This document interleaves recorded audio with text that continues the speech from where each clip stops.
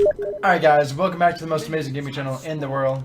Today we're going to be going over the Season 4 Neith build. We're going to go on into the 1 at first. Second, you want to go into the 2, the 1, the 3, the ult, the 1, the 1. At this point, it depends on, if you're going to be able to get a kill. I personally don't like upgrading this right now because it only is, the damage is only 200, or is an extra 65.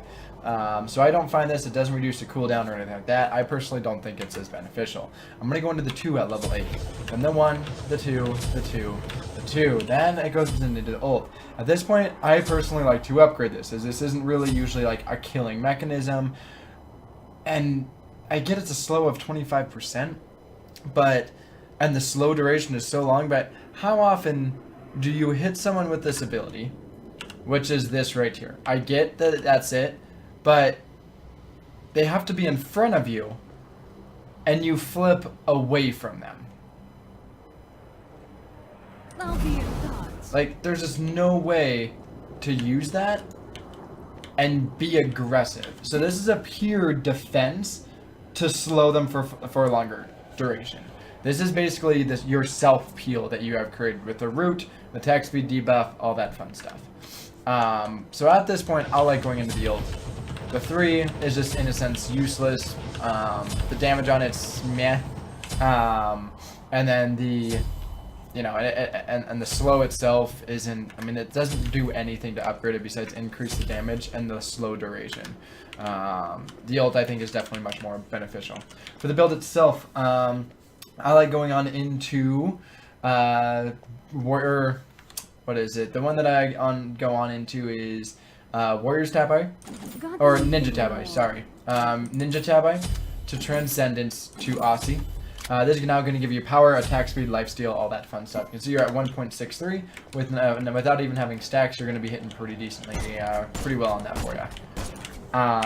Then at that point, I like going into Executioner, Kins, and then Crusher.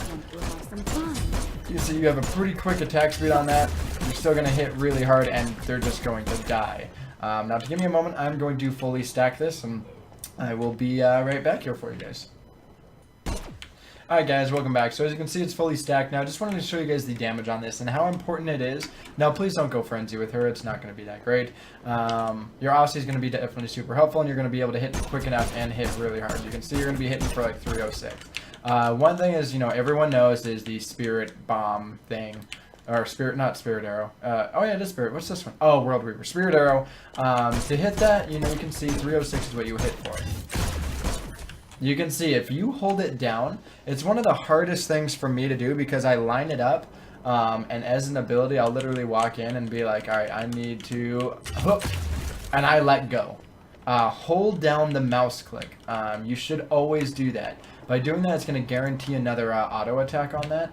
And if you're going to hit your Spirit Bomb, you're going to hit this too. So there's literally no reason for you not to do this. So again, you just want to be an auto attack. And you can see there's a 306 almost immediately after the Spirit Arrow hits. So you're going to see like 502 immediately followed. So you sit there, you hit.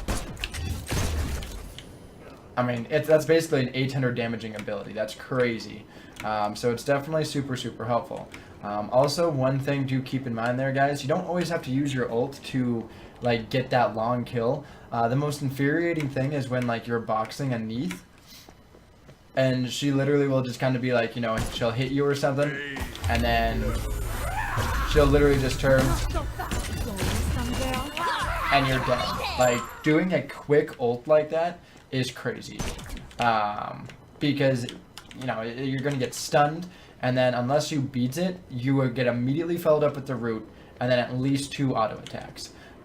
So I say let's do this. We'll head on over there real quick just to show you guys again.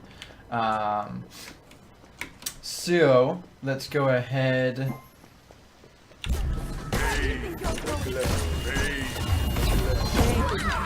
And you will destroy. Now, if you want, I personally think the combo would be, if you're going to use that tactic, is that you ult them. Oh, I'm just going to go ahead and clear. But if not, and you don't have your ult up, because I understand that's not an everyday situation that you have it, honestly, I think is you can hit your Spirit Arrow immediately followed up with your Unravel. That attack speed debuff is going to allow you to win that fight. If you lose that after landing your Spirit Arrow, 1 auto attack, and your Unravel, you're a horrible ADC, or you are super far behind. Because again, you go, and then they won't be able to box you. So anyways, guys, thank you so much for watching. Until the next time, well, let me know what you think down in the comment section below. As you saw by my good friend Amir. If you haven't already, go follow in the Twitch and Twitter down below in the description box. And stay tuned for the match review. Bye. Alright, and to finish it off, you can see I have an awesome win-loss ratio with her. It's actually very very sad. You can see on this one I had 5-2. This was literally the rest of my team. A 14 mid compared to 19. A 13 support compared to 14. That's not bad. A 13 compared to an 18. Like it was overall not the greatest on that. You can see Osiris was the only one that had a little bit more than myself on gold. The player damage I had, like, you know, set on twice as much, over twice as much. Holy shit. I had 7, 8, 9, 10, 11, 12, 13, 14, 15, 16. I had almost as much damage, probably about the same. Actually, I think I did have a little bit more than our Poseidon, Khepri, and so our mid laner, jungler, and support combined.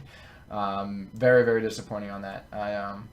My counterpart on this one was actually Loki. He was the he was the ADC. So you can see, I mean, I was even ahead of him. He went 1-4, I went 5-2. Just very disappointing stuff. This is going to be the 1-1. You can see again, these guys completely trolled. This was my support, this was my mid, this was my solo, this was my jungle. They went 4 mages. Of course, you're going to lose that because, I mean, late game you could win, but not early. This one, I actually think, I can't remember. I think this one that was actually my Loki. I honestly can't remember. They've had so many Loki ADCs recently. I don't think it was this one, though. I forgot who it was. I want to say it was Afro, potentially. Honestly, cannot remember. But you can see highest level in my team, 6 levels, twice the level of my my support. So it's definitely unfortunate on that. Player damage, I wasn't really able to do much. It's an 11-minute game, and they were just able to camp off mid and solo perfectly fine. So definitely disappointing. Here was a 4-3-4. Thanatos, I mean, definitely didn't do bad, but no one knew how to actually farm and take advantage of those kills. Al Kwang, no one could focus him, so very disappointing on that as well. You can see 27,000 player damage as a Neith in 30 minutes. I was almost doing 1,000 player damage per minute. Thanatos had 17. This was our support was 12,000, and our mid laner literally could not hit an ability to save his life. And this was our solo. So definitely, I mean, it's kind of tough when you have twice as much minion damage as the top 2 people on your team. Okay, maybe not. They were, oh no, they're not more than twice as much. That's definitely disappointing on that. Getting kills isn't everything, guys. This is a prime example of that. It's about objectives. A jungler and a mid laner had 0 tower damage, even though the guy was 12 and 8. Just very, very disappointing on that. You know, highest gold, this kind of shows you the build on that for you. So, I mean, I was able to do fine, but, I mean, you look at what they were able to do, it was just very disappointing. I was even able to, 1v1 this Uller late game as well, so that's what's so incredibly crazy about that. Honestly, you should have gone Ninja Tabi instead of Warrior here. But anyways, guys, I do appreciate you for watching. If you did like it, hit that follow button, subscribe button, all that fun stuff. And good luck not getting, like, scrubs. Till the next time, guys, as always, have yourself a fucking amazing life.